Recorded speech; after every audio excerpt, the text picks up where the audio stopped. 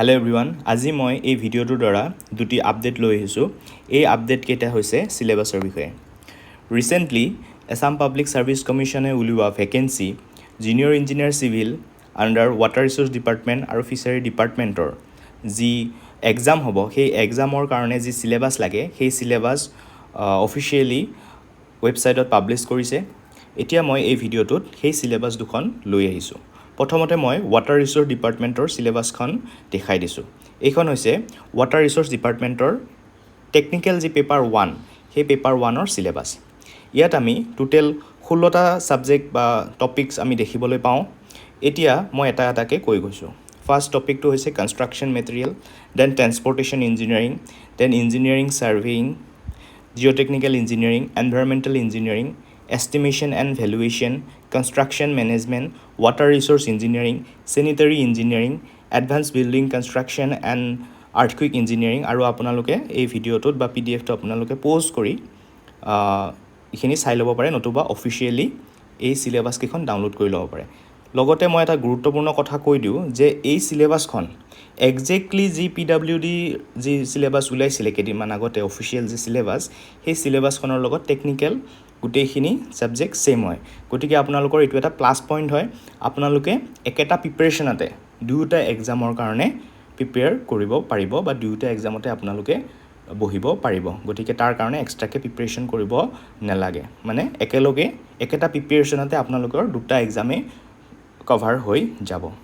Okay, এতিয়া মই যিখন GSৰ সিলেবাছ সেইখন লৈ আহিছোঁ, যিখন পেপাৰ 2 হয়। সেই পেপাৰ 2ৰ সিলেবাছখন মই ইয়াতে দেখাইছোঁ ৱাটাৰ ৰিসোৰ্স ডিপাৰ্টমেণ্টৰ কাৰণে।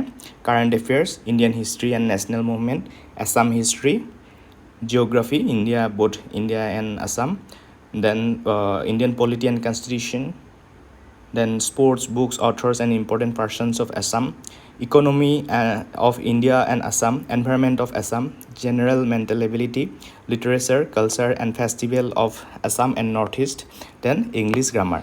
এতিয়া এই GS যিখিনি পাৰ্ট হয় এই GS পাৰ্টখিনিও গোটেইকেইটা এক্সামৰ কাৰণে সেম হয়। গতিকে আপোনালোকে GSৰ কাৰণেও সাইমালটেনিয়াছলি গোটেইকেইটা এক্সামৰ কাৰণে প্ৰিপাৰেশ্যন কৰি যাওক। ঠিক আছে, মই লগতে যিখন ফিচাৰী ডিপাৰ্টমেণ্ট সেইখন সিলেবাছটো লৈ আহিছোঁ, সেইখন সিলেবাছো আপোনালোকক দেখুৱাই দিম। লগতে এটা গুৰুত্বপূৰ্ণ কথা কৈ দিওঁ, আমি এমৰ ফালৰ পৰা যি PWD plus water resource JEE course সেইটো অলৰেডি চলি আছে। যদি আপোনালোকৰ প্ৰিপাৰেশ্যন আৰু আগবঢ়াব বিচাৰে, আপোনালোকে ভালকৈ যদি প্ৰিপাৰেশ্যন কৰিব বিচাৰে তেনেহ'লে আমাৰ কোৰ্ছটোত এনৰোল কৰিব পাৰে। এই কোৰ্ছটোত এনৰোল কৰিবৰ বাবে আপোনালোকে ইয়াত যি QR কোড দিয়া আছে এই QR কোডটো স্কেন কৰিব পাৰে, নতুবা এই নাম্বাৰটোত কণ্টেক্ট কৰিব পাৰে, নতুবা আমি ডেছক্ৰিপশ্যনত যি এপৰ লিংক হয় বা ৱেবছাইটৰ লিংক হয় বা কোৰ্ছৰ লিংক হয় সেইখিনি ধুনীয়াকৈ দি দিম। আপোনালোকে এপটো ডাউনলোড কৰি আপোনালোকে তাতে থকা ডেমো ক্লাছখিনি চাই ল'ব পাৰে। যদি ভাল লাগে আপোনালোকে কোৰ্ছটো এনৰোল কৰি লওক। এতিয়া যি ফিচাৰী ডিপাৰ্টমেণ্টৰ সিলেবাছ হয় সেইখন মই অফিচিয়েল সিলেবাছখন দেখাই দিছোঁ। এই সিলেবাছখনত যদি আমি ভালকৈ ন'টিছ কৰোঁ তেতিয়া আমি দেখা পাওঁ যে যিখন PWD সিলেবাছ আছিলে বা যিখন ৱাটাৰ ৰিসোৰ্সৰ সিলেবাছ হয় তাৰে যি ফাৰ্ষ্ট 10টা টপিকস বা 10টা যে সাবজেক্টছ দিয়া আছিলে সেই 10টা সাবজেক্ট এই ফিচাৰী ডিপাৰ্টমেণ্টৰ পেপাৰখনত বা সিলেবাছখনত বিশেষকৈ দিছে। অ'কে, চ' আপোনালোকে যিটো প্ৰিপাৰেশ্যন হয় সেই প্ৰিপাৰেশ্যনটো ধুনীয়াকৈ কৰি যাওক। সাইমালটেনিয়াছলি গোটেইকেইটা এক্সামৰ কাৰণে আপোনালোকৰ প্ৰিপাৰেশ্যন হৈ যাব।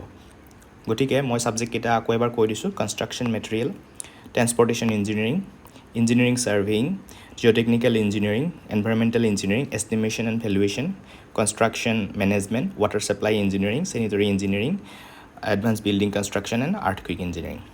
অ'কে, চ' টেকনিকেলৰ ক্ষেত্ৰত আপোনালোকে এটা প্ৰিপাৰেশ্যনে কৰি যাওক, ভালকৈ প্ৰিপাৰেশ্যন কৰি যাওক। গতিকে এইখিনিয়ে হ'ল টেকনিকেল যি পেপাৰ 1 হয় সেইখনৰ সিলেবাছ।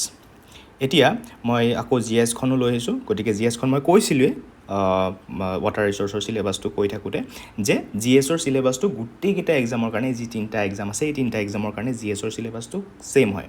গতিকে আপোনালোকে GSৰ সিলেবাছ গোটেইখিনি কভাৰ কৰি একেলগে ধুনীয়াকৈ প্ৰিপাৰেশ্যনটো চলাই যাওক।